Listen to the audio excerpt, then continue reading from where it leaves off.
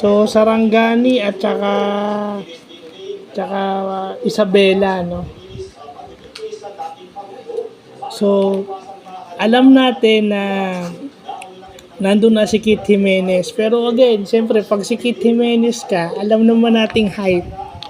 Iba pa rin yung pinapakita nung team game nung kalaban. At yung laro is medyo physical. Yung team, yung magkakampi si Richard Berches, yung athletic pang isa, yung pa isa kay Richard Berches. Yung vlog ni Richard Berches ang pinanood ko, yung Sarangani tsaka Isabela. Di ba? So, yun yung magaganda sa MPBL. Nakikita natin yung mga stadium sa iba't ibang lugar dito sa Pilipinas at maganda yung laro. Kaso ang problema, natambakan yung Sarangani. Hindi natin alam bakit. Siguro kasi first game pa lang, kababalik lang ni Kit. So again, acclimatize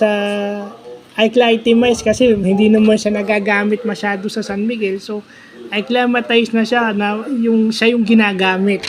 Yan ang mahirap sa player pag hindi nagagamit. So sana magsilbing aral sa atin lahat yan na kahit lagi tayong kondisyon, iba ang game, iba ang dating kapag ginagamit ka parati ng coach.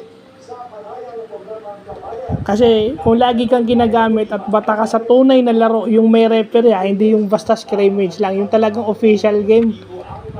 Ang mga Pilipino kayang bumungat ng isang team yan. Kung talagang sanay maglaro, tingnan nyo si Vic Manuel. Di ba? So, yun lang po.